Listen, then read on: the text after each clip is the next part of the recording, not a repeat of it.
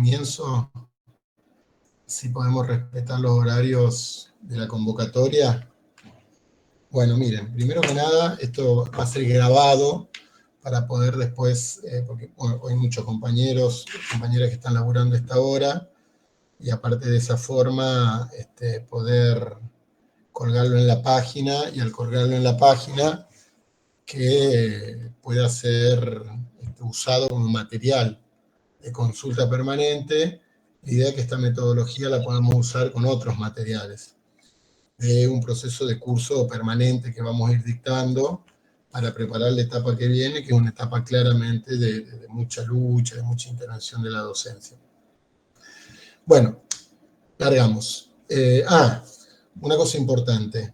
El curso tiene un grado de complejidad, entonces después de esto va a salir un material para que todo el mundo lo tenga también.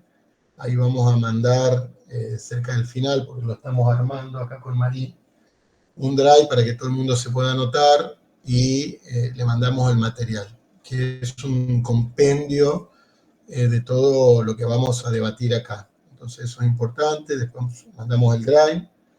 Ese drive no se puede anotar usted y el resto de los compañeros, un drive que vamos a sacar de la Delegación Capital para sacar un material de la Delegación Capital por escrito y que todo el mundo lo tenga y después se vaya actualizando, porque el tema del salario docente es que lo tocan todo el tiempo a nuestro salario, entonces hay una parte que envejece, otra no.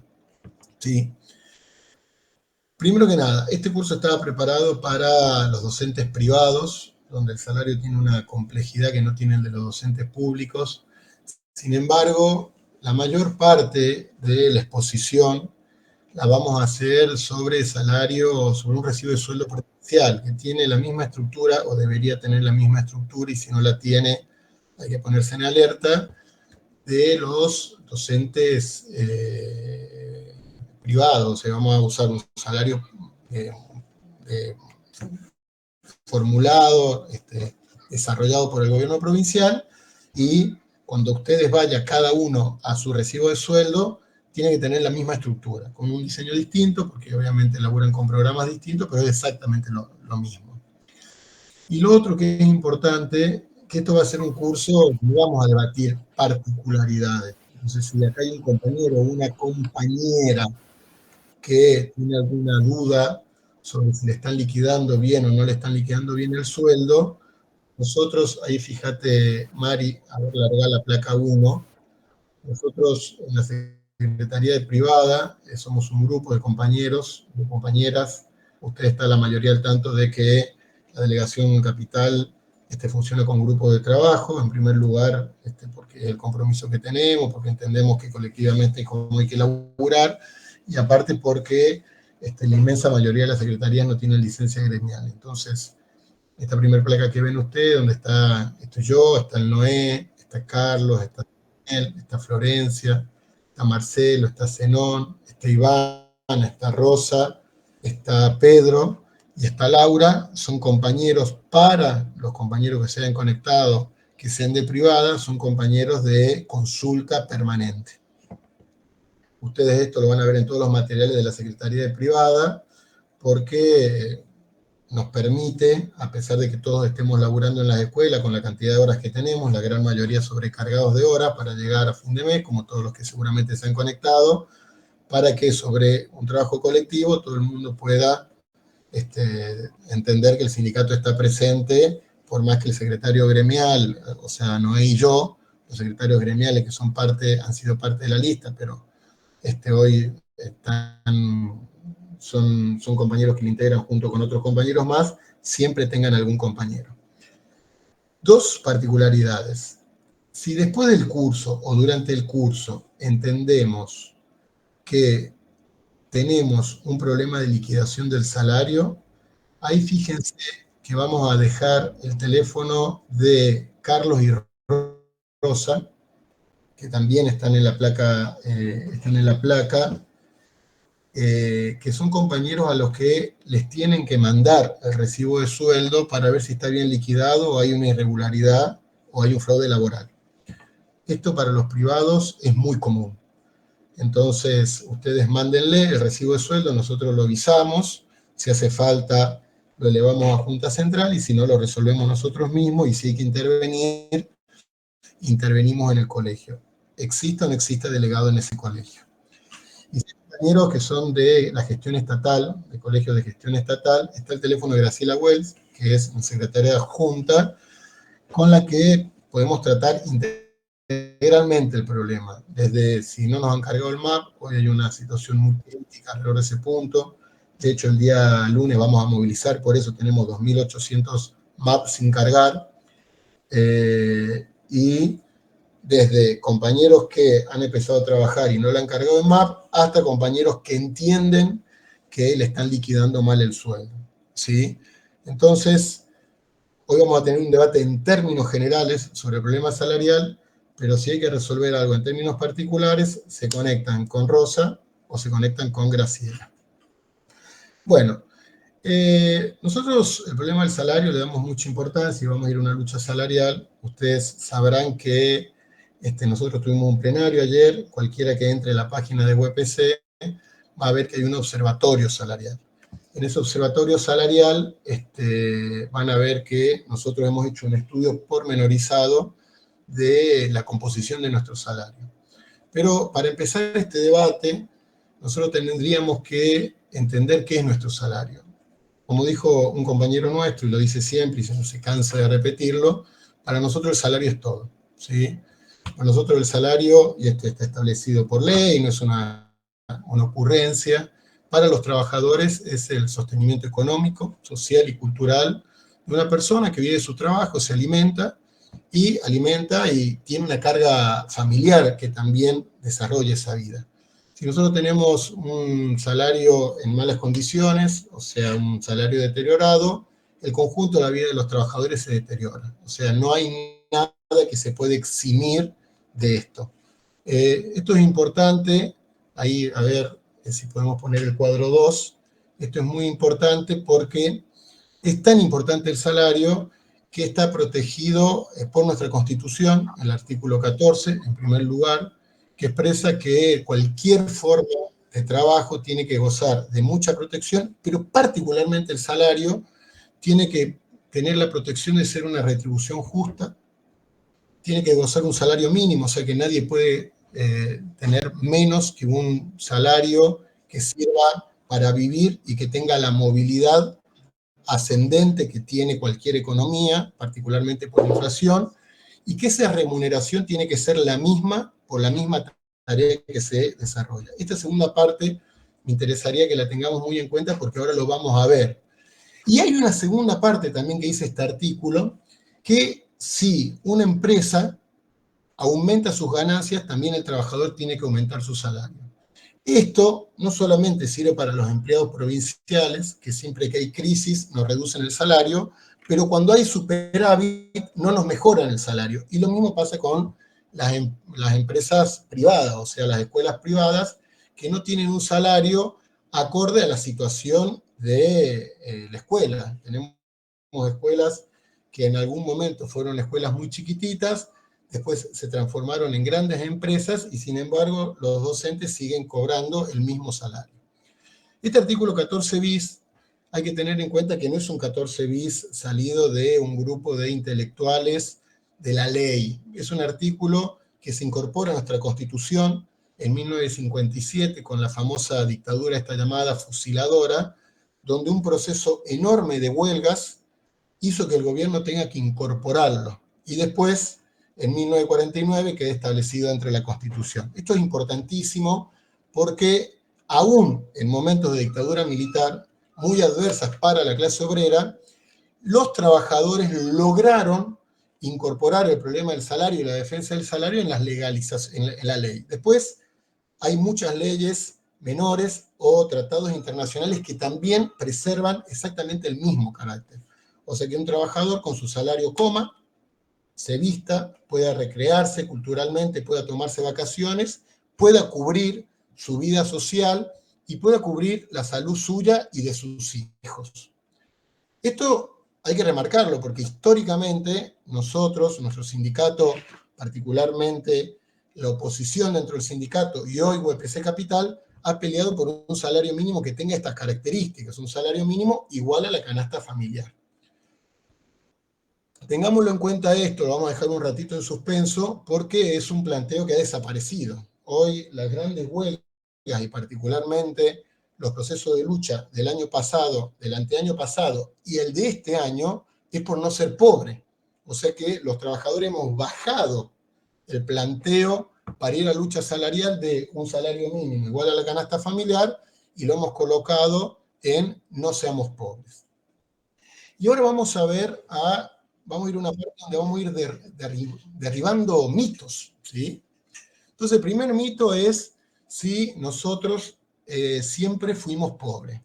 Vieron que los otros días la mujer de un artista, la pareja, la compañera de un artista, que creo que no me acuerdo quién es, pero que era liberal y que lo tomó absolutamente todo el mundo, salió a decir para qué rompen tanto con el aumento salarial de los docentes si los docentes siempre fueron pobres. Bueno, hay un estudio ahí, fíjate si podemos poner, Mari, el cuadrito 3, hecho por la Universidad de Buenos Aires, por la Facultad de Sociales, el SEIX, un instituto que tiene adentro, que hace un estudio hasta el 2016 de la evolución del salario. La primera conclusión que saca, esto va a ser producto de un curso. Nosotros no hoy porque no tenemos tiempo, pero vamos a hacer un curso donde veamos cómo evolucionó el salario a lo largo de la historia, porque la evolución del salario también es la evolución de la historia de los trabajadores y particularmente de la historia de la lucha docente.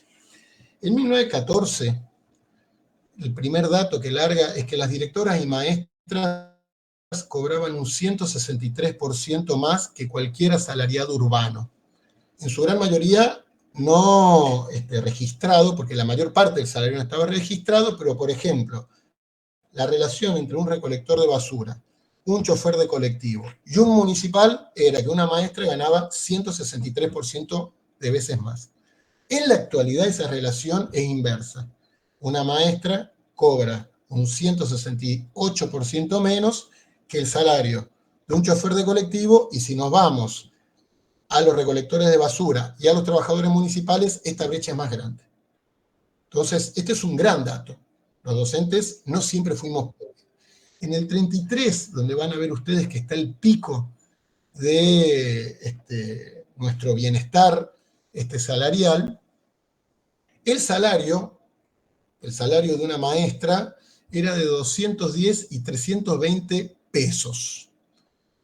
En ese momento, esos 210 y 320 pesos era el equivalente al salario de 30 y 35 mil pesos que podía uno tener o llegar a tener en el 2016. Yo cuando entré a UPC vi cuándo cobrábamos nosotros en ese mismo momento y cobrábamos 11.000. O sea, que nosotros en el 2016, para haber tenido el mismo salario que tenía una maestra en 1933, tendríamos que haber triplicado nuestro salario. O sea que nosotros de 1933 a 2016 perdimos nuestro salario 3 veces. O sea, perdimos, se redujo a una tercera parte, ¿sí? ¿Qué significaba este salario? Significaba el equivalente a 2 canastas familiares y media. En ese momento el INDEC, que tomaba exactamente las mismas mediciones que tomamos en la actualidad, el grupo familiar, la única diferencia es que lo medía no de una familia tipo con 2 hijos, sino con 3 hijos.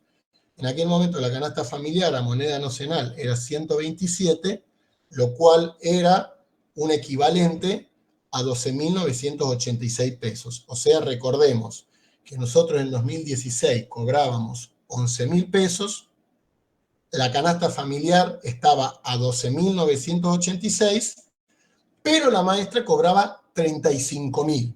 O sea que tenía 2 canastas familiares y media. Esto es muy importante porque nosotros tenemos que entender que este discurso de que el docente siempre fue pobre o la docencia es un servicio que obligatoriamente necesita un sacrificio, no era tal. Ser maestro era ocupar un lugar protagónico dentro de la escala laboral. Y esto, cuando ustedes vean el cuadro cómo va derrumbándose, empieza a derrumbarse, en primer lugar, con los gobiernos, una parte de los gobiernos peronistas, la dictadura militar, y después todo el resto de los gobiernos lo sostienen, con algunos picos, pero todos los gobiernos sostienen el derrumbe del salario. En momentos donde la economía estuvo en los mejores lugares del escenario mundial y cuando estuvo en los peores. O sea que la reducción del salario de un docente no fue un planteo que acompañó las crisis y los ascensos económicos, sino que fue un planteo político que acompañó la política de todos los gobiernos. Entonces, derribamos el primer mito. No siempre fuimos pobres, lo que sí fuimos atacados por políticas gubernamentales, en primer lugar, y después no defendido por los sindicatos y las organizaciones gremiales del momento. El segundo, recordemos que el artículo 14 bis decía que hay igual trabajo, igual remuneración. Yo acá les voy a presentar dos recibos de sueldo, no sé cuál va a ir primero y cuál va a ir segundo. Uno es de una maestra, de una directora de escuela primaria, en barrio Argüello, que trabaja en una escuela municipal, y la otra de una directora de escuela de barrio Argüello, que trabaja a 10 cuadras de esta compañera, y van a ver la diferencia entre un recibo de sueldo y otro. El primer gran dato que muestra esto, el primer gran dato, no sé, Mari, ¿qué estás mostrando ahora? A ver, déjame que vea. El primer dato que muestra, si ustedes ven, es que la maestra, la directora de escuela provincial, tiene un salario, esto es lo máximo, lo que puede asignar, que puede intentar llegar una compañera que hace toda su vida desde el magisterio hasta que se jubila, es lo máximo, cobra con una zona una zona muy importante, cobra 857.000 pesos y tiene un básico de 19.040 pesos. Y tiene una cantidad innumerable de ítems que es casi la parte protagónica del curso de hoy. Pero lo más importante es que tenemos que ver esto. Cobra 857.000 pesos por desarrollar su actividad. Hoy, justamente los datos del INDEC dan que el mes pasado este es el costo de la canasta básica. O sea que hoy, para no ser pobre, tenés que haber desarrollado toda una vida en la docencia, haber llegado a la máxima antigüedad, haber llegado a los cargos más altos, tener zona, o sea, estar en la zona más complicada. De hecho, la directora de esta escuela es una de las escuelas que salió en los medios por haber sufrido recurrentes casos de robo por la zona marginalizada en la que está, y aún así no salió de la pobreza esta compañera. Ahora vamos a ver el sueldo de una compañera municipal, que insisto, labura en el mismo barrio, en las mismas condiciones, con la misma población. Voy a avisarme, Mari, cuando está. Esta compañera, me adelanto, el primer dato que vamos a ver importante, que su salario, la cantidad de ítems que tiene en la tercera parte. ¿Sí? Y acá, el punto sí más importante, es que recordemos que la otra compañera cobraba 800.000 pesos. Pues ahí me dice Mari que pueden hacer un zoom en su pantalla. Esta directora cobra 2.037.000 pesos. O sea que las dos trabajan la misma cantidad de horas, desarrolla la misma tarea y cobra casi la tercera parte. O sea que recordemos, una directora de escuela de escuela provincial cobra la tercera parte de lo que cobraba en el mejor momento, en 1930, y cobra la tercera parte de lo que cobra una maestra o de una directora de escuela municipal. O sea que podríamos decir, y después tendríamos que intentar entender las causas, que la maestra municipal y la directora municipal no es que cobra mucho, sostuvo el salario a lo largo de la historia, y que el que derrumbó su salario fue el gremio docente provincial. Este es un primer gran dato. Y después lo otro, que ahora después vamos a ver en qué consiste esos ítems, la directora de escuela, a diferencia de la otra directora de escuela que tenía 10.000 pesos de básico, tiene 631.000 pesos de básico. O sea que el básico está multiplicado por más de 1.000. Es un básico muy importante Y tener un básico importante es casi la clave de que tengan el salario que tienen. Fíjense que la antigüedad supera casi al doble al básico. Tiene 1.000.000 de pesos. Y después hay otro ítem que dice adicional título universitario terciario, que es un 25% de ese básico. Y esto es importante porque cuando veamos la composición de nuestro salario, van a ver que los puntos más importantes que pueden tener de adicional un salario es la estimulación. Por ejemplo, si vos sos directora, maestra de escuela y te capacitas, te tienen que estimular dándote algún premio. Entonces acá le dan un 25% más del básico. En las escuelas provinciales, el estímulo es negativo.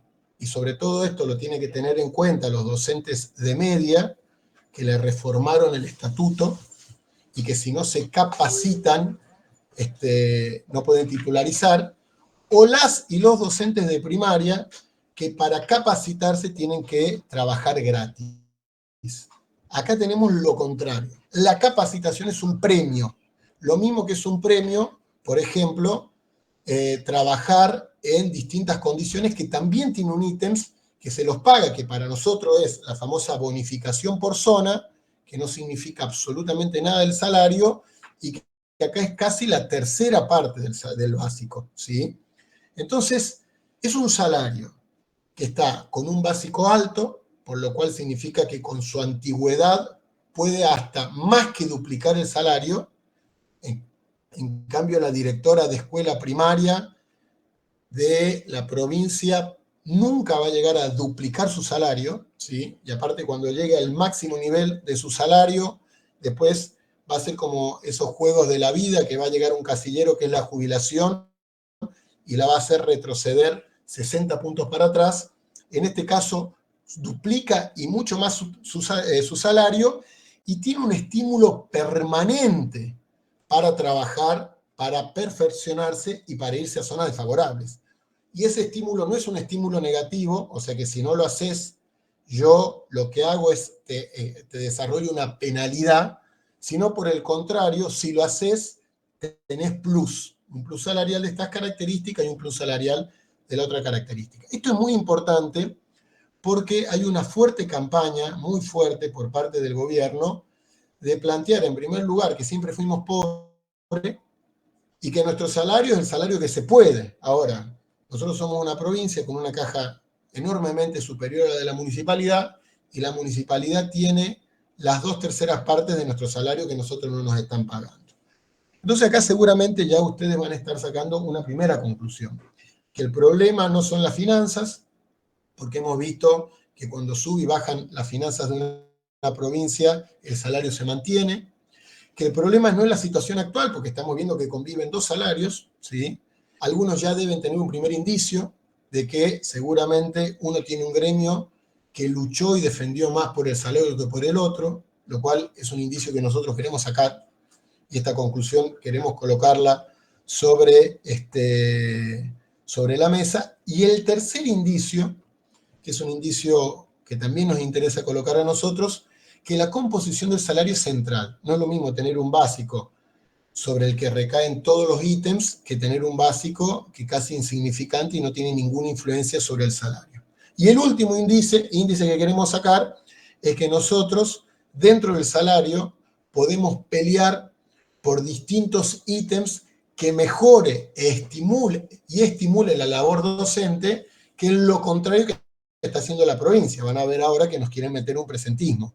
O sea que la tendencia de la provincia no solamente no es a estimular a la docencia, sino todo el tiempo a golpearla con ítems que son cada vez más regresivos. Bueno, yo necesito saber, por más que después va a haber un momento de debate, si hasta acá vamos bien, se va entendiendo. Si vamos bien, fabuloso. ¿Sí? Vamos bien. Listo. Ahora vamos a ir a algunos conceptos generales sobre el salario para poder entrar concretamente al salario. El primer concepto, y esto es para mis amigos de la privada, hay que decir lo siguiente. Al salario lo paga la patronal. En la pública la patronal es el Estado. Y en la privada la patronal es la escuela privada. ¿Esto qué quiere decir? Si en una escuela privada no hubo un aporte del Estado en tiempo y forma, la escuela privada se tiene que hacer cargo de cumplir con el salario y pagar en tiempo y forma. Tenemos un problema que lo vamos a ir resolviendo con la organización de los cuerpos delegados, que es una gran tarea que tiene esta Secretaría por delante, que es que los compañeros y las compañeras de las escuelas privadas tienen que cobrar según ley, que es el cuarto día hábil. La gran mayoría de las escuelas privadas, como la provincia liquida mal la planilla que le manda a las escuelas privadas, donde está liquidado el salario, le termina pagando el sexto, el séptimo, inclusive en algunos momentos hasta el octavo día hábil. Esto es muy importante en esta etapa por dos cosas. Primero que nada, porque hay una devaluación del salario. Y todas estas escuelas, obviamente, que hacen circular la plata. Entonces eso tenemos que tenerlo en cuenta. Segundo, porque la plata se devalúa, a ellos les genera ganancia y a nosotros pérdida. Y tercero, porque la gran mayoría hoy vive de la tarjeta de crédito. Y todos los compromisos de la tarjeta de crédito tienen un momento de vencimiento. Y si nosotros no cobramos cuando tenemos que cobrar, o por lo menos tenemos un control de cuándo vamos a cobrar, si no tenemos ese control, puede pasarnos que nos venzan la tarjeta con lo que representa que te vence una tarjeta, o lo que es peor, no tener control de tu recibo de tu salario. Entonces vos disponés, como no llegamos a fin de mes, o sea, ya tenés calculado que el día 4, 5, 6 te va a entrar tu salario y no te entra. Y no te entra el 7, y no te entra el 8, y la patronal lo primero que te dice, bueno, mira, no me mandaron las liquidaciones. No es problema no es problema de la gente, del docente que no le hayan pagado las liquidaciones. Yo trabajo para la empresa tal, escuela de cualquier característica que sea, con cualquier tipo de inscripción que sea, vos me tenés que pagar este día. O sea que lo mismo que el sindicato le exige a el Estado provincial, el sindicato, los cuerpos delegados se lo tenemos que exigir a cada uno de las patronales. Y esto hay que empezar a trabajar. Sobre todo, este problema lo tenemos en las vacaciones, donde no se liquida en tiempo y forma febrero y a veces enero. Esto es lo más importante. Y lo segundo más importante es que ahora nosotros vamos a entrar en una parte donde está el estudio del recibo de sueldo. Que en términos generales, en el sector público el problema que tenemos es que no liquidan los MAB y los compañeros cobran 2, 3, 4 meses después de cuando empiezan su labor docente. Y por lo general está bien liquidado. Pero en las escuelas privadas hay mucho fraude laboral. Entonces es muy importante tener el recibo de sueldo al momento de cobrar, no 5, 10, 20, 40 días después, al momento de cobrar. Entonces, si el contador no se hizo el tiempo para liquidar el salario el cuarto día hábil y que ese mismo día tenga el recibo de sueldo o el día anterior, en esa escuela tenemos que ir.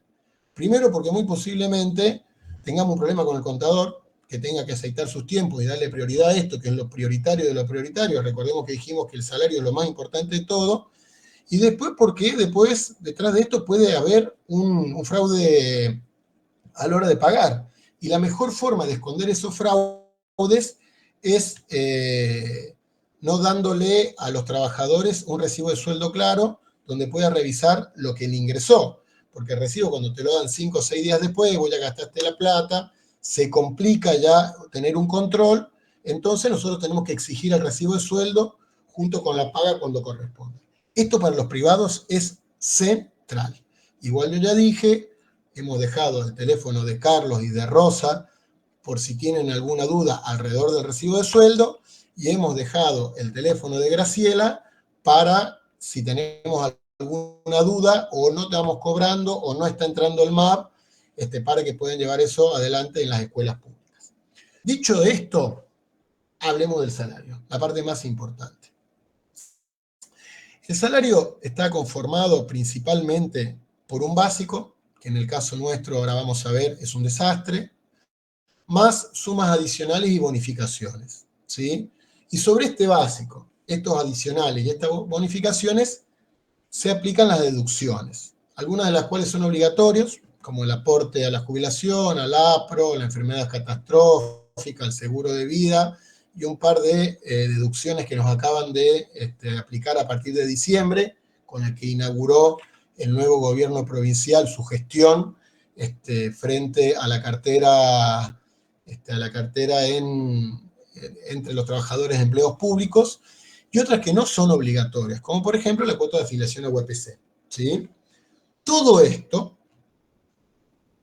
conforma un salario que tiene básico, adicional, bonificaciones y deducciones. O sea, cuando dicen cuál es el conformado, todo esto junto, ¿sí? El salario bruto, cuando hablan del salario bruto, que todo dice, che, ¿cuánto cobras de bruto? Es el básico, el adicional y las bonificaciones sin las deducciones. Eso es el salario bruto. Entonces, es todo lo que nosotros cobramos sin que se haya aplicado previamente una deducción, que en la gran mayoría de los trabajadores privados es aproximadamente del 16%. En el caso nuestro es muchísimo más. Y ahí hay muchos otros que llega al 11%, ¿sí? En la docencia y entre los empleados, particularmente públicos, de la provincia de Córdoba, ha habido un exabrupto, ha habido una política agresiva en relación a las deducciones, ¿sí? Y después tenemos el salario neto o líquido, que es el salario de bolsillo, lo que entra por el cajero automático. Ese salario equivale al bruto menos las deducciones. O sea, es el básico, el adicional y las bonificaciones, y a eso le restamos las deducciones. Dentro del salario tenemos una parte que es remunerativa, que son los salarios, ya después lo vamos a ir viendo en cada ítem cuál es cuál, que son los haberes sobre los que se aplican los aportes para la caja y todos los descuentos, o la gran mayoría de los descuentos, vamos a ver que algunas no, pero eso es lo remunerativo. Y después tenemos otros no remunerativos, que son sumas en negro, que en el caso nuestro ahora nos ha quedado una, que es este famoso,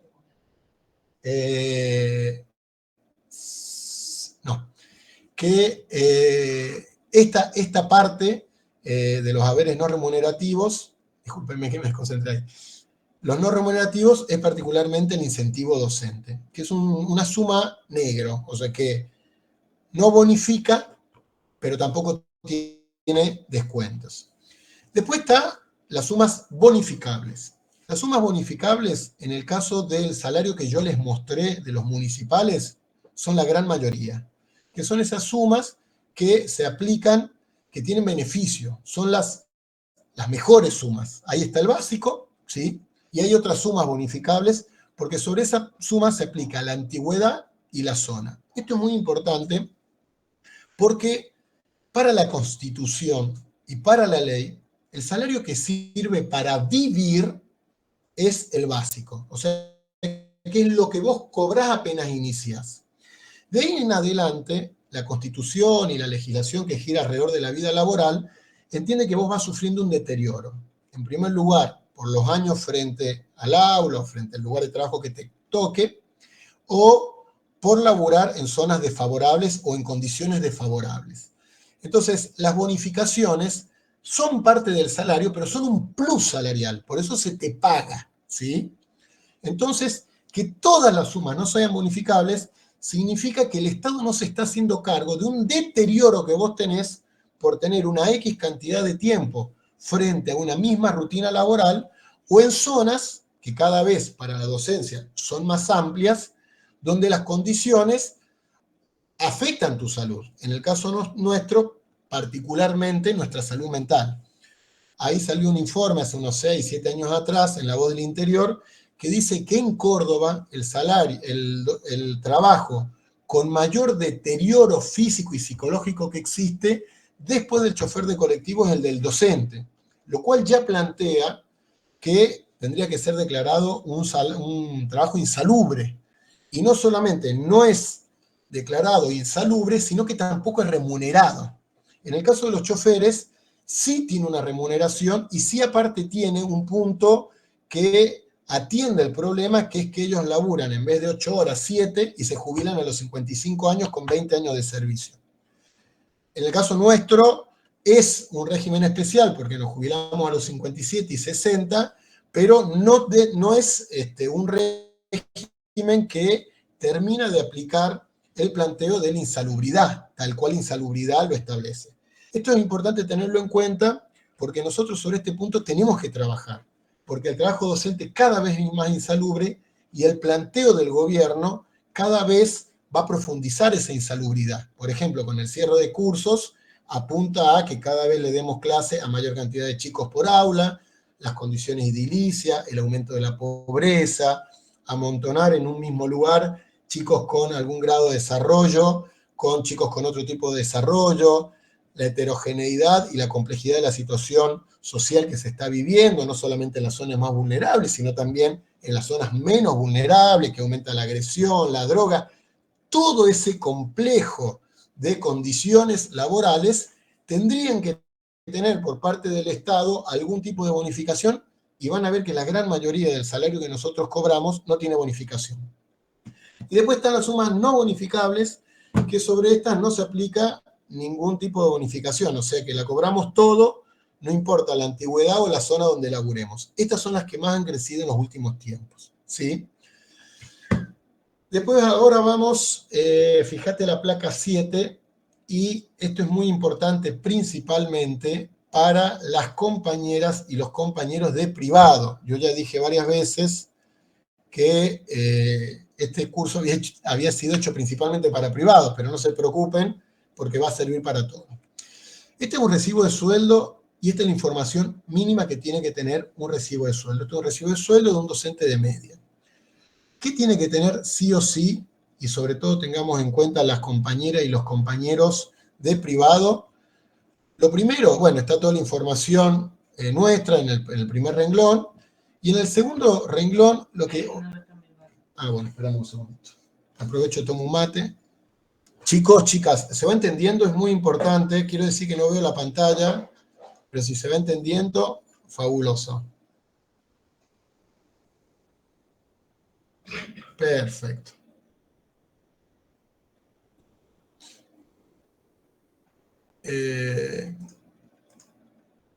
Bueno, voy adelantando, voy a avisarme, Mari, cuando se ve la pantalla.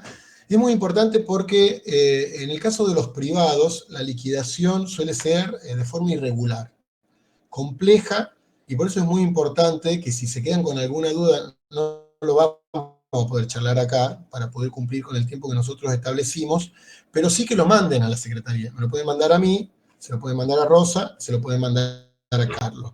En el caso de los públicos son todos iguales, o sea que estos problemas no lo van a tener. Lo más importante es el escalafón y la fecha de alta, ¿sí? Lo más importante. Porque en el escalafón y la fecha de alta aparecen dos cosas. ¿Cuánto a mí me tienen que pagar de antigüedad? Que en este caso lo tenemos al lado, ¿sí? ¿Y por qué lo digo en este sentido? Porque yo si laburo en una escuela privada, por ejemplo, a mí me pueden despedir, pero me despiden de una hora o de un rol. Por ejemplo, yo tengo un cargo y doy 20 horas aparte, o 15 o 10 o 5. Me despiden del cargo y lo que importa es que figure la cantidad de años que yo laburé en ese cargo. Porque, por ejemplo, el cargo capaz que lo agarré en el año 2015 y las horas la agarré en el año 2018.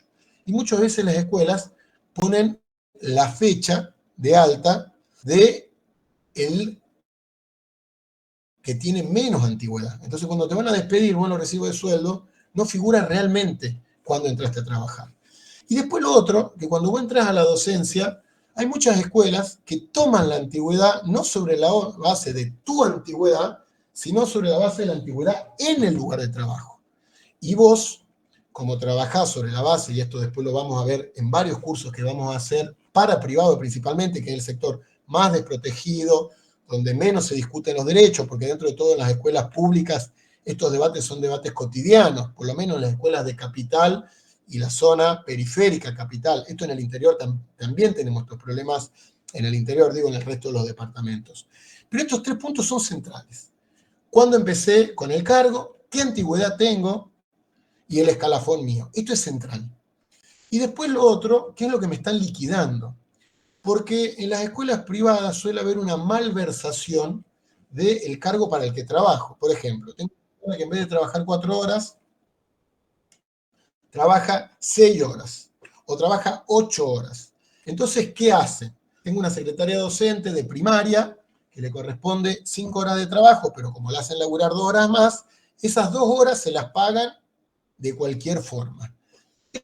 ¿Esto qué significa? ¿Que yo no puedo tener 2 horas extras? Sí, pero me siento a discutir 2 horas extras con un proporcional o, como se hace en las empresas privadas, con un 50% más que lo que cobro la hora común. Porque al igual que la antigüedad y al igual que la zona, la legislación laboral entiende que cuando vos excedes tu jornada laboral, empieza un deterioro físico. Y ese deterioro físico hay que pagarlos más que trabajar en un contexto de salario mínimo, que ahora ya no vamos a meter cuál es el salario mínimo docente. Entonces eso, el recibo de sueldo en ese sentido es muy importante. Cuando hay un fraude laboral, que es muy común, compañeras que trabajan en un encuadramiento que no es el que corresponde, compañeras que hacen horas extras para un colegio determinado y eso no está encuadrado en un rol determinado, en un cargo determinado, ahí hay que sentarse con el representante legal o con la patronal a discutir esa situación. Una de las situaciones que hemos tenido más recurrentemente desde que hemos asumido con la delegación capital es que hemos tenido que ir a sentarnos escuela por escuela a discutir malos encuadramientos o encuadramientos fraudulentos, que no solamente corresponde que la patronal dé marcha atrás, sino que aparte corresponde una penalidad para la patronal. Pero obviamente una escuela que no está organizada, que no tiene un delegado, este debate tiene una particularidad. En una escuela que está organizada y que tiene un delegado, este debate se puede hacer, inclusive pedir retroactivo. Lo que no se puede pedir retroactivo es si no te están pagando la antigüedad. O sea que yo empecé a trabajar en el ICA en el año 2025 y me robaron 5 años de antigüedad, en el año, disculpen, en 2015, y me robaron 5 años de antigüedad y me di cuenta en el 2024, no puedo reclamar esos 9 años que durante esos 9 años que no me pagaron la antigüedad. Ya los perdí. O sea que lo único que puedo decir es actualizame la antigüedad. Por eso esa parte es muy importante que nosotros tengamos en cuenta que se esté pagando bien y después que se replique en cada uno de los roles o en cada uno de los cargos. O sea que no aparezca una antigüedad en términos generales, sino que después aparezca en cada uno de los roles que me estén pagando. Este es nuestro recibo de sueldo. Después, fíjense, ahí está total bonificable, total deducciones, total salario familiar, total líquido, es lo que vimos anteriormente. Y esto, con todo lo otro que estamos desarrollando acá, igual se lo vamos a dar para que ustedes tengan un mapa conceptual de qué significa cada una de las partes del salario. Esto es lo primero y central que quería que tengamos en cuenta. Lo otro, ustedes chicos, chicas, si en algún momento entienden que me tienen que frenar, frenenme. Lo otro es entender cuál es el salario docente. El salario docente compone de un básico. ¿Cuál es el básico? Miren, si uno dice cuál es el salario mínimo de un docente, nadie sabe cuál decir qué es. Si voy a decir a 20 personas, ¿cuál es el salario mínimo? ¿O cuál es la jornada que establece el salario mínimo? Le preguntás en una sala de profesores y todo el mundo te dice algo distinto. En cambio, si vos vas a la Renault, te dicen cuál es la jornada laboral, te dicen 7 horas 45, y cuál es el salario mínimo, el salario inicial. Ahora, ¿cuál es la jornada laboral de un trabajador docente? La jornada laboral que establece el estatuto docente a nivel nacional, que después recordemos que ese estatuto docente estalló porque desaparece la labor docente garantizada por el Estado Nacional y se transfiere a la provincia, y de ahí, cuando se transfiere a la provincia, a los municipios, que este fue uno de los grandes ataques al salario y a la pérdida de derechos, establece que el salario mínimo vital y móvil y la jornada laboral para ese salario mínimo vital y móvil es el trabajo de una maestra, porque entiende que, a diferencia de un fuerte ataque que tenemos de todos los gobiernos, inclusive de los gobiernos más progresistas, y sobre esto se ha luchado mucho y el gobierno ha luchado mucho y actualmente está imponiendo y está colocando en el debate en las escuelas y está teniendo un triunfo parcial por lo menos de cuántas horas tiene que trabajar un docente. Todo el mundo entiende que un docente tiene que trabajar hasta lo que le dé el cuero. nadie entiende que su jornada laboral tiene que ser 4 horas, va a su casa, estudia, se forma, planifica, corrige, esto le lleva unas 2 horas más, esto es lo que establece el estatuto docente, y en esas 6 horas tiene que percibir un salario mínimo de la canasta familiar, como lo que tenía en el 33, como el que tienen los docentes municipales, que es más o menos equivalente a 8.500 pesos. Esto lo establece así el Estatuto Docente Nacional, que obviamente que ya perdió vigencia por los estatutos provinciales, pero los estatutos provinciales no niegan esto, sino que no lo definen.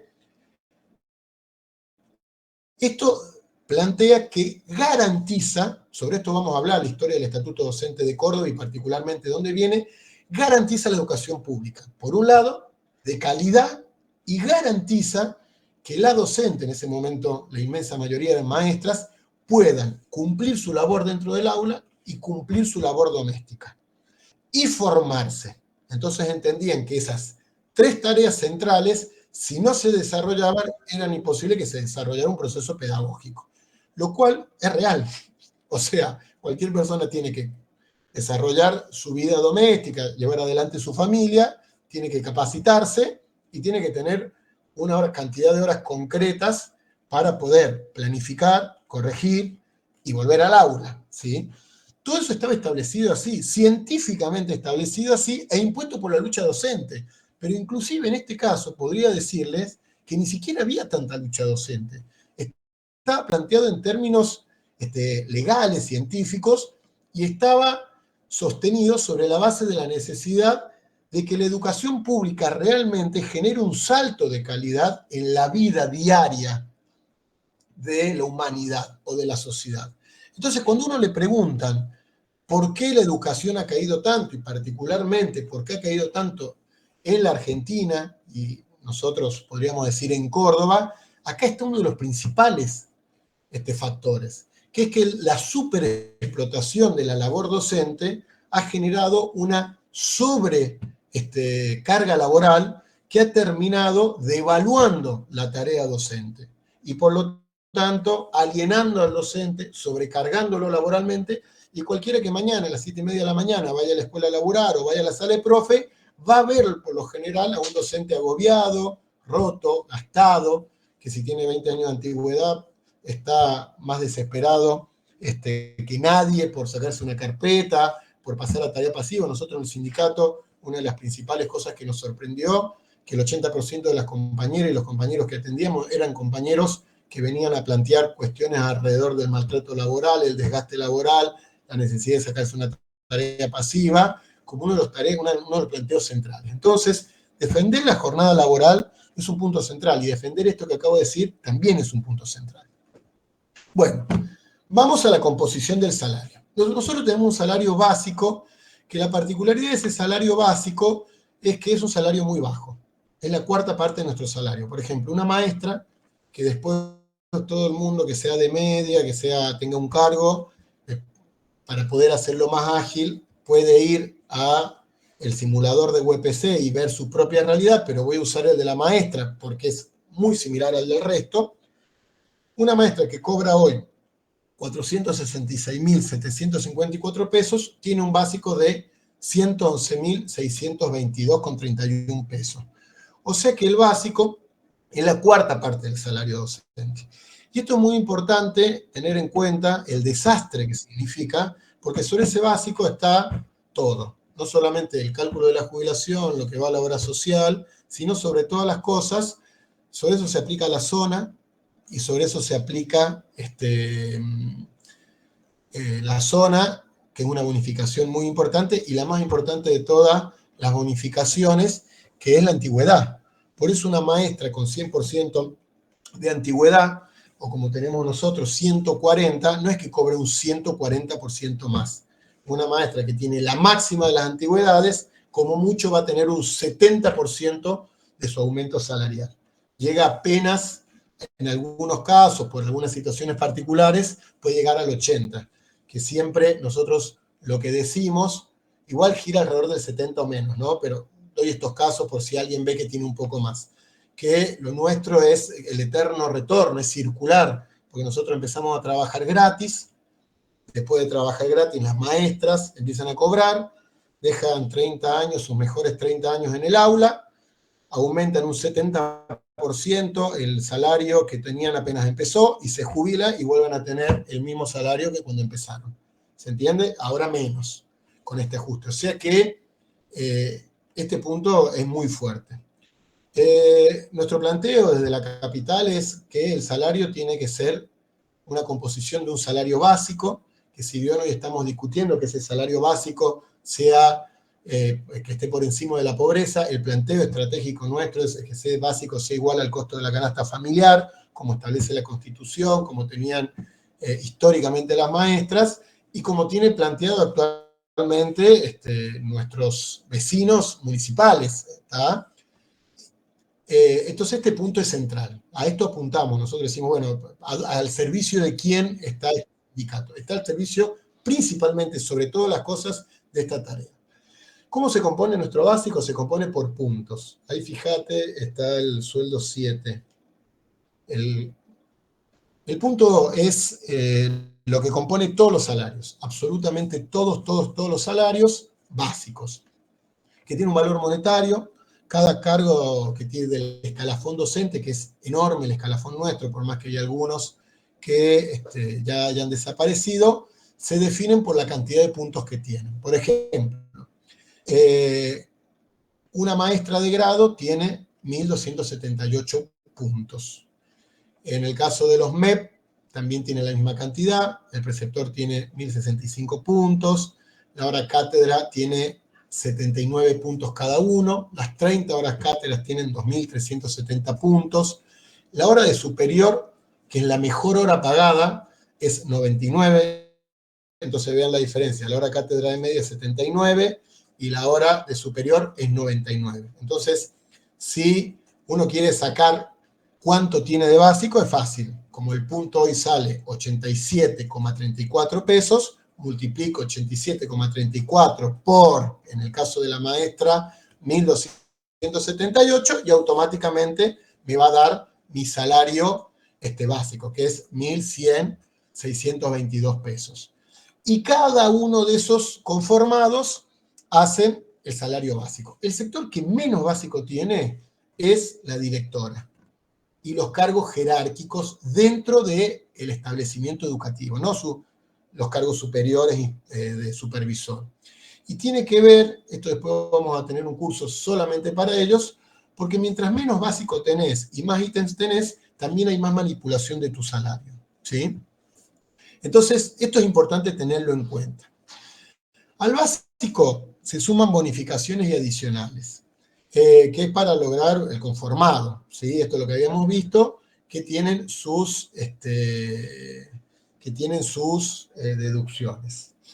En el caso del salario de los privados, absolutamente todos los salarios tienen que ser exactamente igual, o sea, una maestra de una escuela privada tiene que cobrar exactamente lo mismo que una maestra de una escuela pública. O puede cobrar más.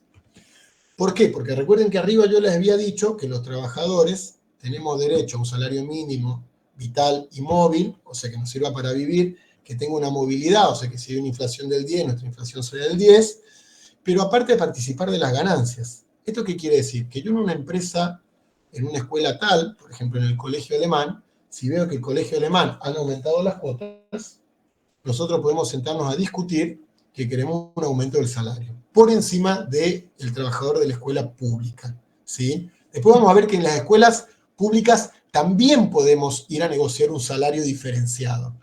Esto es importante porque la mayoría de las páginas, de las portadas de las principales escuelas de primer nivel o de oferta de mayor categoría que tienen las escuelas de Córdoba, hablan de excelencia, de compromiso, pero a su interior tienen maestras que cobran un salario, como dijimos recién, concretamente que está por debajo de la indigencia. Ahora digo yo, el colegio alemán, que tiene una maestra indigente, ¿puede tener un salario, puede tener una educación de excelencia? ¿Es posible que la Dante Alighieri tenga una educación de primer nivel iguale a los estándares de Italia, si le paga la quinta parte de lo que le pagan a los docentes en Italia. Entonces, sobre esta base, y sobre todo sobre la base que vimos anteriormente, después en privado vamos a tener un curso particularmente para ver esto, nosotros podemos sentarnos, y esto lo estamos haciendo en varias escuelas, a discutir un mejoramiento del salario. Entonces, nos sentamos con, por ejemplo, X representante del colegio alemán y le decimos, mira, acá tenemos docentes que se están capacitando, que están desarrollando esta actividad, vos querés vender una excelencia, aumentás la cuota, le cobrás a cada papá 450.000 pesos, que es exactamente lo que cobra cada maestra, y todo el resto te lo estás guardando vos. Nosotros lo que queremos es un adicional por y se discute ese adicional. Que ese adicional inclusive podemos hacerlo atractivo para la patronal, porque le planteamos, si vos le pagás ese adicional, nosotros nos comprometemos a esto y esto.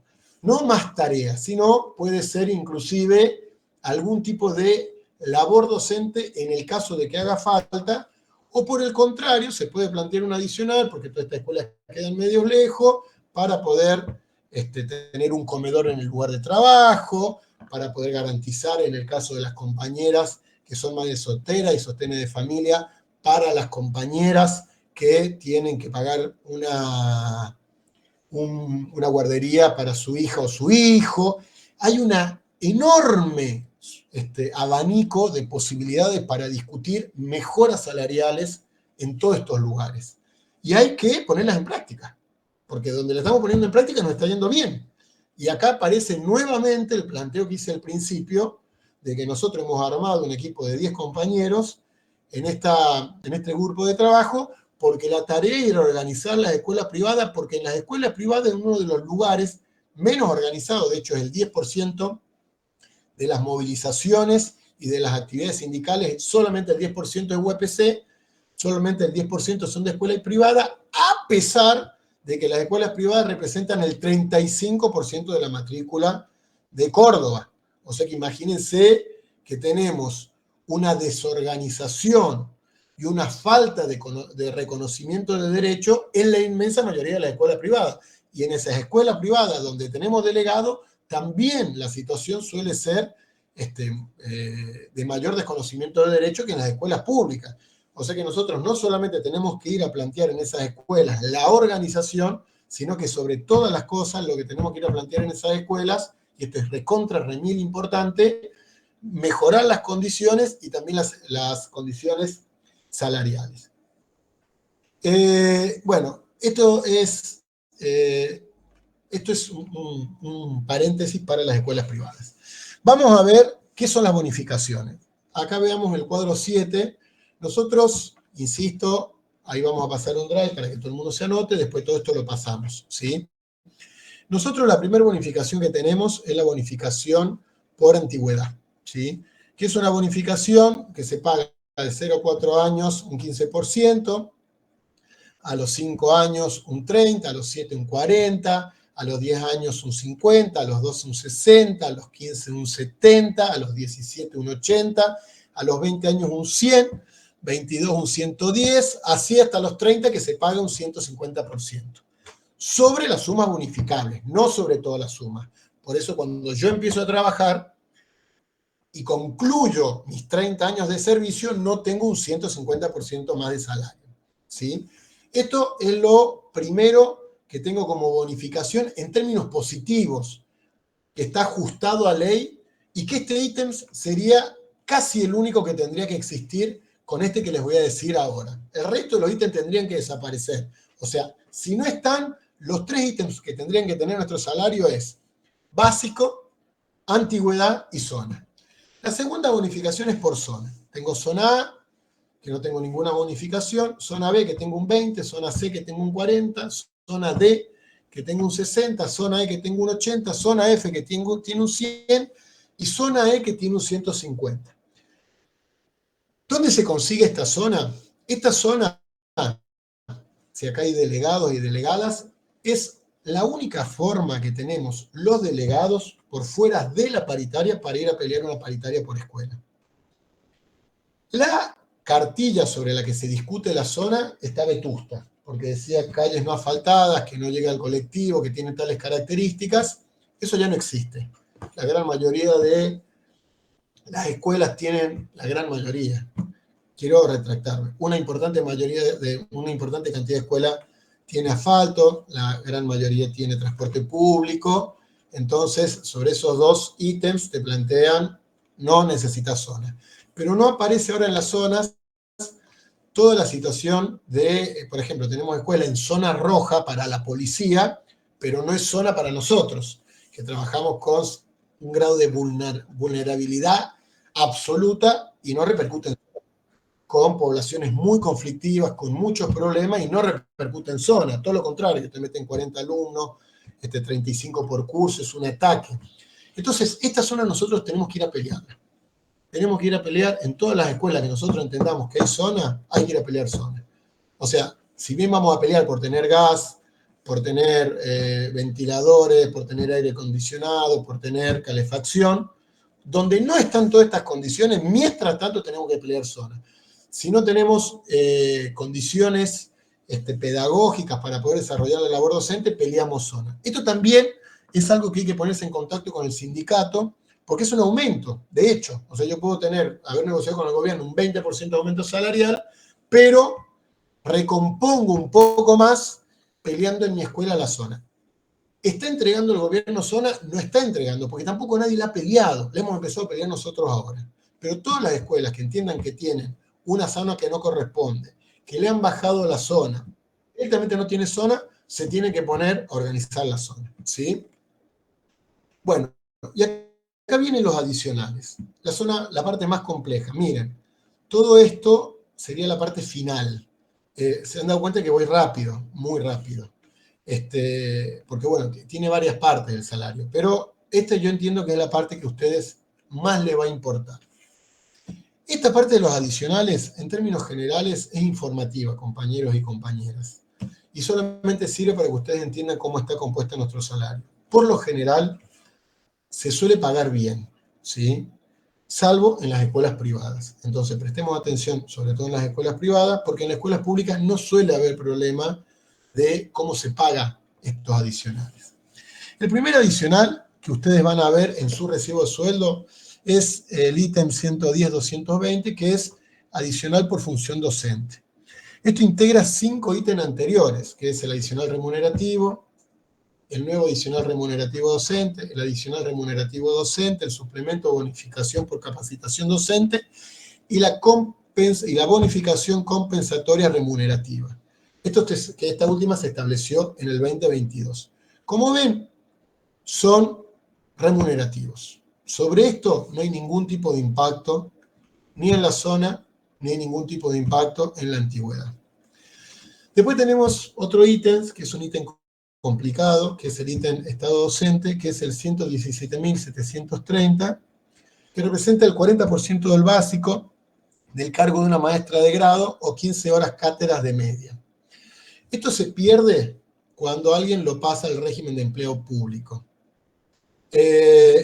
Tenía antes un tope que se acaba de eliminar, que era del 25%, que ahora lo voy a explicar, y que tiene la idea de eliminarse totalmente. Ahora lo voy a explicar bien esto, pero primero quiero que quede claro esto. El estado docente, cuando un docente que pasa tareas pasivas no estuvo 20 años frente al curso, pierde el estado docente. O sea que se saca una carpeta transitoria o una carpeta definitiva. Vamos con la última, una carpeta definitiva. Y en esa carpeta definitiva no cumplió los 20 años frente al curso, pasa al régimen de empleo público y en ese pasaje al régimen de empleo público pierde el 40% de su básico. Esto se cobraba antes solamente sobre un cargo. Ahora se cobra sobre un cargo, 15 horas, cátedras, y sobre el segundo cargo se cobra el 25%. Y el compromiso del gobierno es que a fin de año en cada uno de los cargos se cobre el 40%. Esto es un estímulo que tiene el gobierno negociado con la Celeste, pero tengan en cuenta que es un estímulo negativo. O sea, no es el estímulo que tenían los docentes municipales, que si vos estudiás te pagan un 25% más. Sino acá que te dicen, si vos trabajás 2 jornadas laborales, porque recordemos que la jornada laboral es de 4 horas, o sea, si laburás 2 jornadas laborales, yo te voy a pagar un 80% del básico, en vez del 40% como te estoy pagando. En realidad no un 80%, le digo un 80% para cerrar. A fin de año, ahora te voy a pagar un 25% más de lo que te estaba pagando. O sea que el estímulo es un estímulo que ataca la salud del docente y ataca la labor docente. Y no solamente eso, sino que entra en el terreno de la ilegalidad. Porque si tenemos, por ejemplo, una secretaria docente que tiene 2 cargos de secretaria docente, una maestra que tiene cargo de secretaria docente y de maestra, tenemos compañeros que están laburando no las 4 horas que plantea el estatuto que fue creado, el estatuto que tenemos nosotros a nivel nacional y que ya desapareció, sino que aparte ataca lo que plantea la Constitución, los tratados internacionales y miles de tratados que se dan en cada uno de los países y cientos y decenas de años de lucha de la clase obrera, que son las jornadas de 8 horas. Ya con esto desaparece la jornada de 8 horas. Esto es muy importante porque Montserrat era uno de los principales impulsores de esto. Y ahora actualmente la Celeste también lo es. De que el docente, si quiere más salario, trabaje más. O sea que la forma que ellos se encuentran de resolver este problema de que una maestra está cobrando la mitad de la canasta básica, o sea que está entrando a la indigencia, está a 2 o 3 puntos de entrar a la indigencia, le dice, ¿querés salir de ahí? No es que te voy a dar un 80% de aumento salarial, como piden los docentes de capital, sino que lo que voy a hacer, y piden los autoconvocados de toda la provincia, sino que lo que te planteo es que labures el doble. ¿Sí? O sea, que no veas a tu hijo, que no veas a tu hija, que no tengas vida, que planifiques el fin de semana porque es el único día que vas a poder planificar y que tu vida sea una miseria. Esto es un estímulo importante que desarrolla el gobierno. Y lo peor de todo, que si te rompiste a la mitad de todo esto, te saco el estado docente por no haber cumplido por no haber llegado a las 20 horas frente al curso. Por eso este punto muestra la decadencia de la conformación de nuestro salario. Después está el ítem 118420, que es la promoción de la calidad educativa, que es una suma bonificable, ¿sí? Que bonifica por antigüedad y por zona, que para la maestra de grado hoy es 41.543, y el proporcional para 15 horas más la bonificación para cada uno de los docentes. Y hagan la equiparación para los directivos y para los cargos escolares. O sea que acá tenemos la promoción de la calidad educativa, que sí es un ítem bonificable. O sea que dentro de lo que acabo de nombrar es el mejorcito. Pero tampoco es mucho, 41.000 pesos. Después tenemos el complemento inicial. ¿Para qué han creado este complemento inicial? Es fantástico. Porque compensa la antigüedad para quienes tienen menos de 4 años de antigüedad. O sea, la persona que recién ingresa y no tiene antigüedad, automáticamente le inventan una antigüedad del 10%. ¿Para qué? Para que cuando se empiece a discutir la pauta salarial, la maestra, que es el cargo testigo con 0 años, al momento que se discutió este ítem, que fue hace 3 años atrás, no aparezca en el umbral de la indigencia. Entonces crearon esto para subir a todas las maestras que cobraban de 0 a 4 años o a todos los docentes que están en una antigüedad de 0 a 4 años. Le inventaron una antigüedad que después en la última paritaria se triplicó, porque esa antigüedad que la habían inventado ya ni siquiera servía para cubrir el derrumbe salarial, y que hoy está en 46.045 pesos para una maestra. ¿Sí? Después está este famoso aporte de material didáctico, que es una suma remunerativa, o sea, no es bonificable. Recuerden, solamente tiene descuento lo que es remunerativo, que surge de ese famoso material didáctico de la Nación, que en el año 2016 lo convirtieron a remunerativo, que era el 80% del original, y que desde 2017 las personas que se encuentran en tareas pasivas solamente cobran el 50%. ¿Sí? Entonces, un concepto remunerativo no bonificable que golpea a las compañeras y a los compañeros que por alguna razón particular tienen que ir a la tarea pasiva y que antes tenía un tope de 22 horas por cargo, tenía un tope de 22 horas y de 1 por cargo, y ahora ese tope se lo han sacado. Actualmente es de 20.000 pesos. Después tenemos este ítem que es el 121.170, que es el gasto inherente a la labor docente, el GILDO, que lo han blanqueado ahora del material didáctico. Sobre todo esto, compañeras y compañeros, la otra vez hicimos un curso que duró 3 horas, podríamos hablar 2 horas de dónde surge la historia de cada uno de estos ítems. Pero bueno, veo que estoy medio estirado, así que voy a ir más rápido. Este es un remunerativo y bonificable por antigüedad, tiene tope por hora y por cargo. A partir de noviembre del 2015, si la gente está en tarea pasiva también, cobra el 50% en lo que corresponde a su cargo. Y antes se liquidaba a principio de año y ahora se liquida durante todo el año, que es más o menos 31.000 pesos. Que la idea era, estuvo pensando en algún momento, para una suma inicial para empezar el año y cubrir los gastos, particularmente de las maestras, que tienen ese gasto inicial, ¿sí?, para poder planificar y armar las clases de todo el año. Hoy actualmente las maestras no solamente no llegan a fin de mes, sino que aparte usan y siguen usando, sobre todo la maestra, en general todo el mundo, pero sobre todo la maestra, siguen usando plata de su bolsillo, y sobre todo las compañeras de inicial, para poder llevar adelante, sobre todo en las zonas más desfavorables, la labor docente. Esto significa poder comprarle materiales útiles a sus alumnos y alumnas para que puedan desarrollar su labor docente. Después está la compensación por pérdida de FONIT, que es la 120180, esta es la suma en negro que tenemos nosotros, que es parte de una conquista, porque esta no nos la iban a pagar, la perdimos, no nos la iban a pagar, nosotros desde Capital dijimos, si no la paga Nación, que la pague provincia, Junta Central dijo bajo ningún punto de vista, la paga Nación, y se terminó imponiendo. El problema de esta suma, que es de 35.000 pesos por cargo, de 2.333 pesos por cada hora cátedra, es que es una suma en negro, o sea que no bonifica, y aparte que es fija. Nosotros el incentivo docente tenía una actualización por la paritaria nacional. Se quedó acá, y con una inflación del 200% anualizada, se dan cuenta que el FONID, si sigue siendo este tipo de FONID, va a desaparecer. La inflación lo va a hacer desaparecer, o sea que no hace falta que venga nadie a sacarte el FONID, lo van a hacer desaparecer por la vía de los hechos. Después está la profesionalidad docente, que es el 10% de todos los ítems y se paga por rol, ¿sí?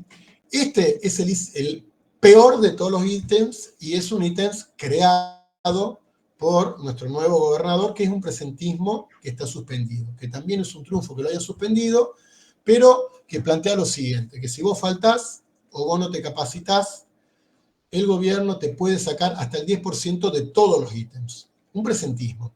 Está prohibido el presentismo. Está sobre todo prohibido en la docencia.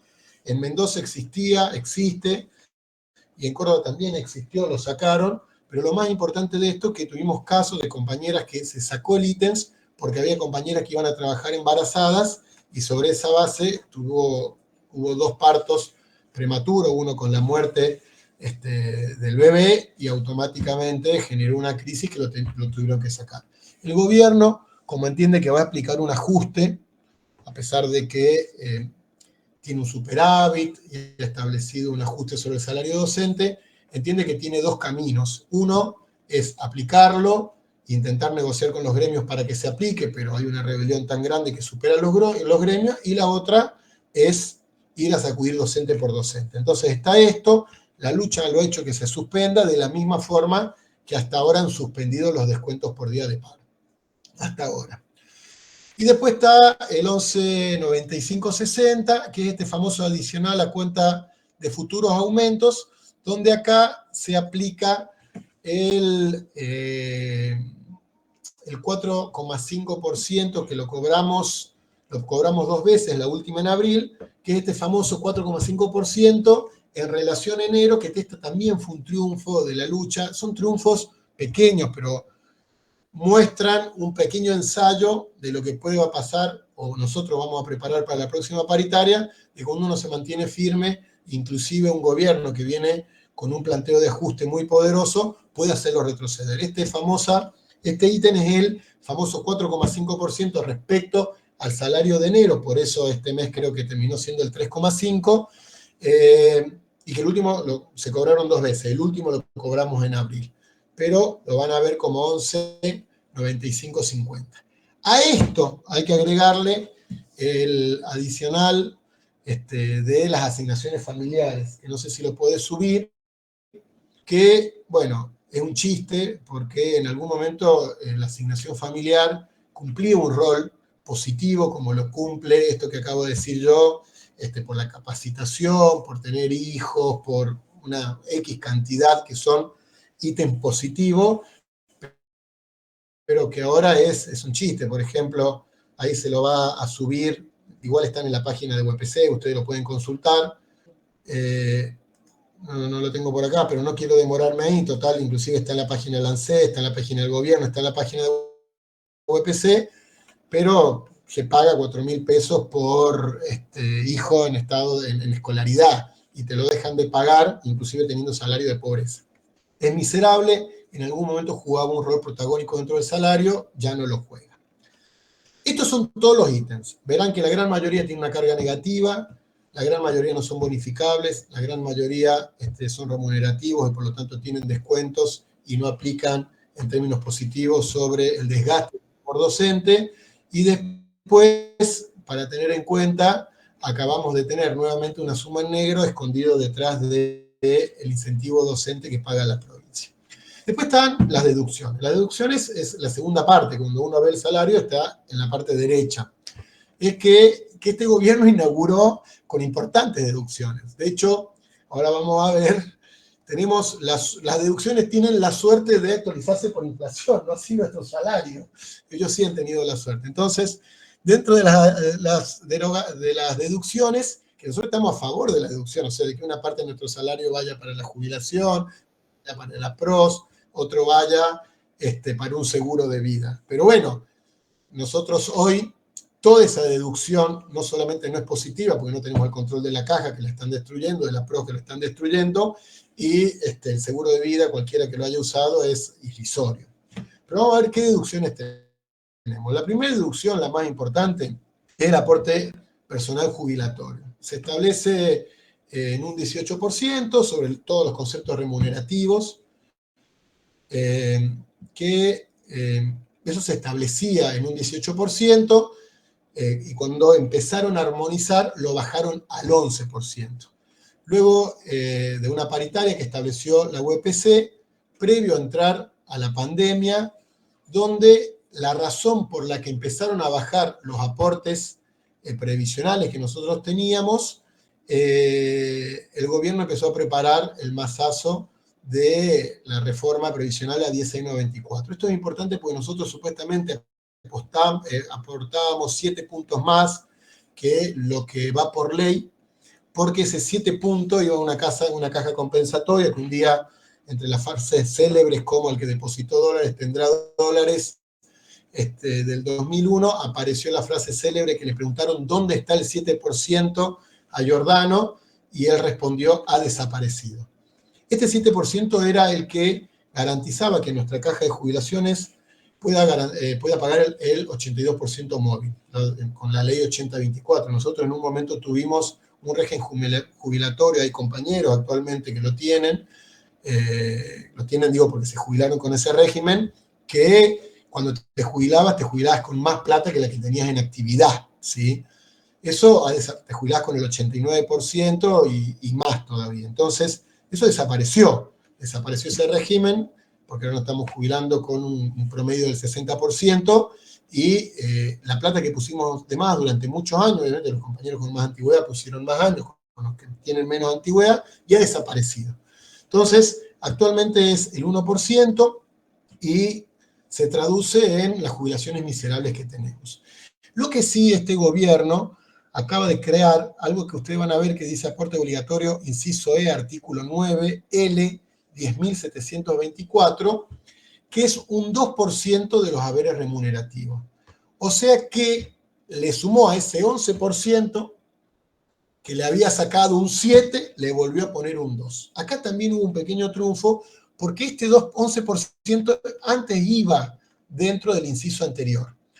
Pero por una cuestión de, que no lo voy a explicar ahora, porque también va a haber un curso sobre previsional, si se mantenía ahí adentro, no solamente no mejoró nunca las jubilaciones, sino que el compañero que se jubilaba, como se jubila sobre el líquido, por decir en términos genéricos, se jubilaba con menos plata, o sea que aportaba más y te jubilabas, el cálculo inicial para jubilarte era más chico.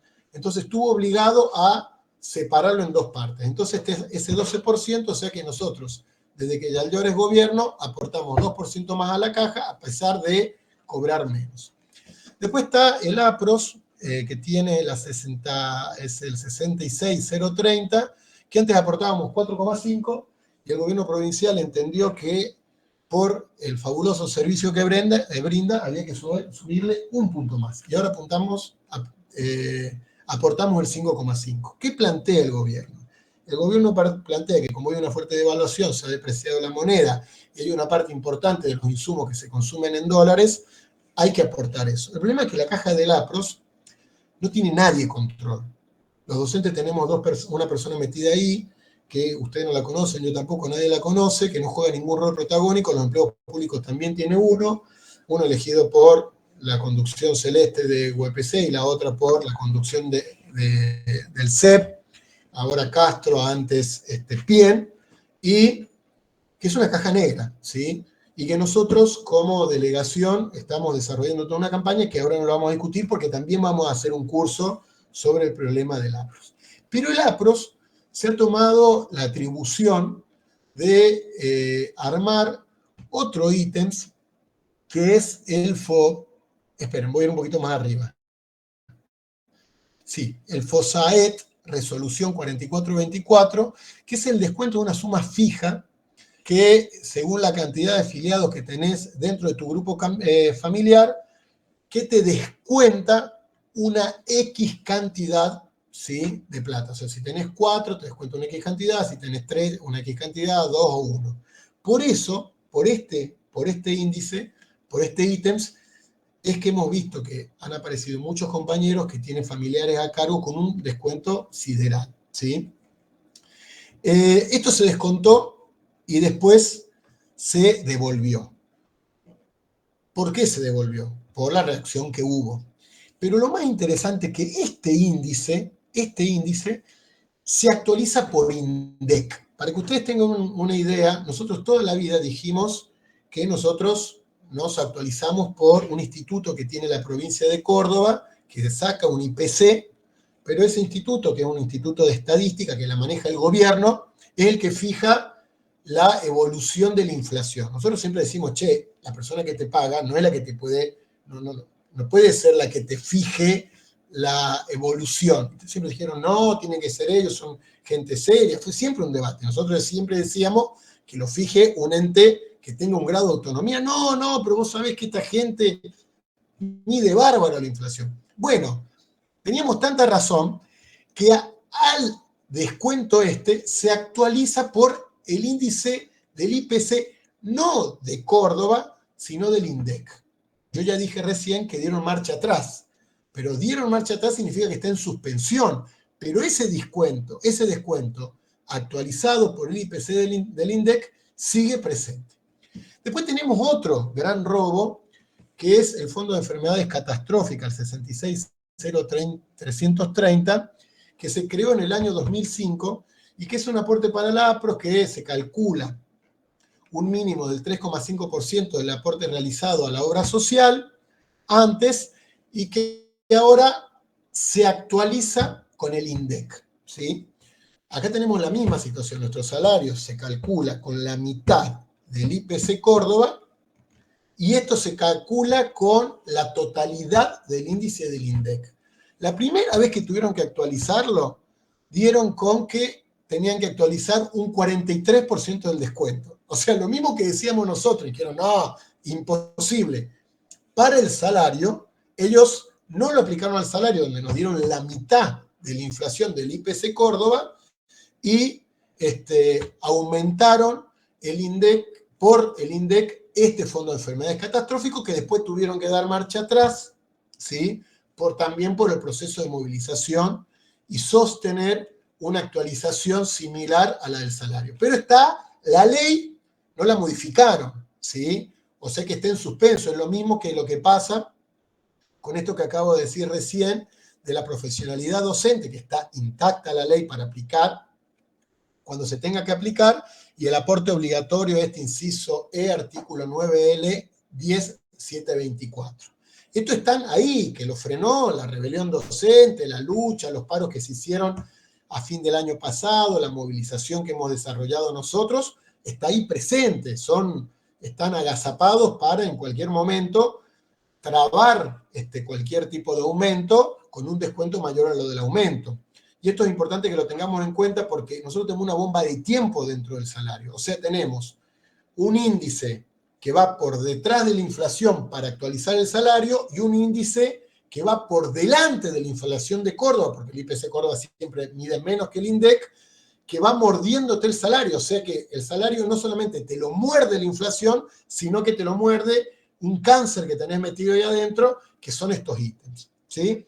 Después tenés el seguro de vida obligatorio, que es 1.270 pesos, que equivale a la asignación básica categoría 1 del ingreso del escalafón general de los empleados públicos y que es el mismo para todos los empleados públicos. Lo último, la cuota de afiliación de UPC, que no es obligatoria, la tenemos algunos, otros no las tienen, que es el 2,5%. Compañeros, compañeras, esto es un estudio que después se lo vamos a dar por escrito, porque se dan cuenta que el grado de desarrollo y de velocidad con el que establecí el curso, ustedes van a perder particularidades. Pero la idea es que quede claro dos cosas. La primera, para los empleados públicos, que me parece muy importante, que hay que cuidar el recibo de sueldo, que hay que estar atentos a las liquidaciones, y que en las escuelas donde nosotros veamos que las condiciones están para conseguir un aumento salarial, hay que ir a buscar un aumento salarial con el resto de los trabajadores docentes yendo a la lucha paritaria y con nuestra escuela yendo al debate y a la organización para mejorar el salario dentro del establecimiento. Y para el conjunto de los trabajadores, sumado de la educación que están acá presentes, sumado a el enorme esfuerzo que hemos hecho por tener a OTES, a un observatorio de salario para poder colocar datos objetivos sobre la mesa y no como viene negociando nuestro sindicato, que es diciendo cuánta plata tenés, gobierno, y que automáticamente discutimos sobre la plata que nos da el gobierno y no sobre lo que realmente establece la Constitución, establece nuestra labor, establece nuestra historia como docente, establece el salario de nuestros colegas municipales, que es la gran tarea que tenemos nosotros y por lo cual hemos hecho hoy el curso del salario. Todo este trabajo tiene la función central de trasladar este debate con nuestros compañeros, porque sobre la base de ese debate, claramente nosotros vamos a estar preparados el 1 de junio, cuando tengamos la paritaria, en cada una de las ciudades y pueblos del interior, en los lugares donde tenemos un sindicato regulado, como UPC Capital, o sindicatos de la oposición, que también tienen un planteo de lucha, defendiendo nuestro poder adquisitivo, mejorando nuestro salario en términos numéricos y también mejorando nuestro salario en su composición.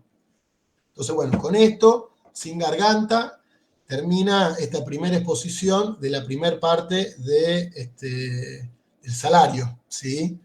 Va a quedar un rato más abierto, ya tiene la planilla que se anote. Espero haya sido claro, conciso, y lo único que les digo es que todas las dudas, que bueno, este espacio de los miércoles va a estar abierto. El miércoles de la semana que viene vamos a empezar a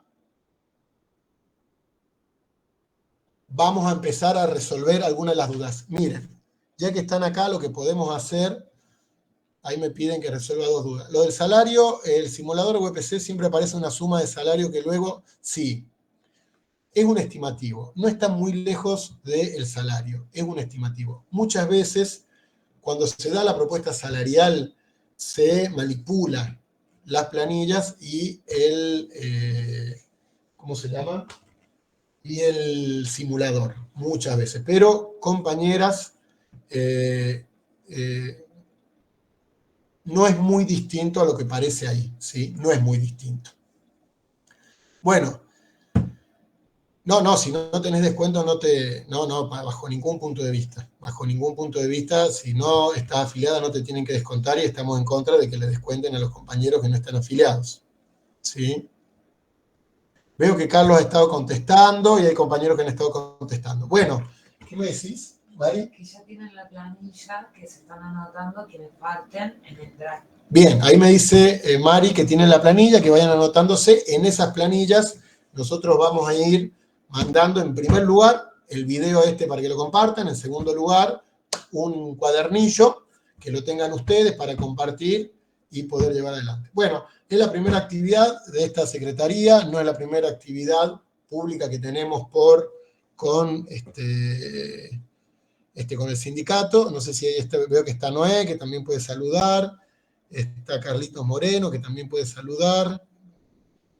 Está Flor, que también la veo por ahí, que es de la secretaría. Y está Zenón también.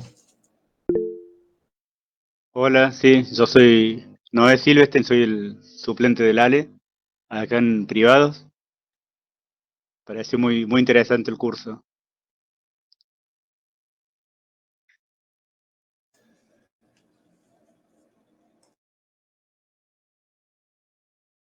Para los que preguntan dónde está la planilla, hay un enlace ahí en los mensajes en la llamada.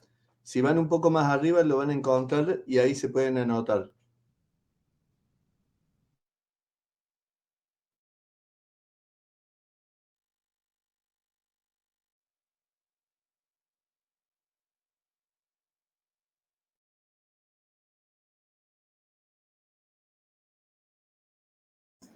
No, la cuota solidaria no lo tiene el sindicato. Y nuestra tarea, compañeros, compañeras, es que todo el mundo se afilie, porque todo lo que acabo de decir, miren, el debate central por el que tenemos un equipo enorme de compañeros en privada, posiblemente uno de los equipos más grandes que tenemos en UPC, tiene que ver con ir a escuela por escuela, organizar esa escuela y sobre esa base generar la conciencia de los compañeros que se tienen que afiliar, ¿sí? Ahí los otros días me llamó una compañera, tengo 3, 4 afiliados, entonces vamos a la escuela, le llevamos la ficha, y lo que no dije tampoco, que Zenón Sosa es una de las personas que está más obsesionada con el punto. Nosotros hicimos un plenario de privada, delegados de privada de Córdoba Capital, y hemos armado un material con el que vamos a empezar a recorrer las escuelas. Escuelas donde esté organizada con un delegado y donde no esté organizada por un delegado, ¿sí? La organización de las escuelas privadas es estratégica para la lucha del conjunto de la docencia porque suma a una enorme cantidad de compañeros que en general no participan de la movilización. Y si uno tiene que nombrar cuál fue la particularidad que hizo dar un salto en la rebelión educativa del año pasado y del anteaño pasado, fue que se sumaron principalmente, y uno se daba cuenta por los carteles que estaban afuera de las escuelas privadas y sobre todo inicial y primaria dentro de las escuelas privadas. La otra particularidad, la enorme rebelión del interior, sin la cual hubiese sido imposible poder conseguido una paritaria como la que conseguimos, que después invito a todo el mundo que vaya a la página de UPC donde está el informe de OTES y eso ahí está desarrollado.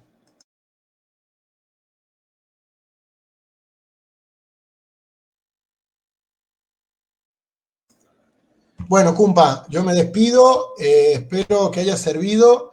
A toda la gente que no se anotó, anótese y nos vemos, si no es el miércoles que viene, el próximo. No será esta cara, será otra la que prepare el próximo curso de formación. Nos vemos en la lucha, Cumpas.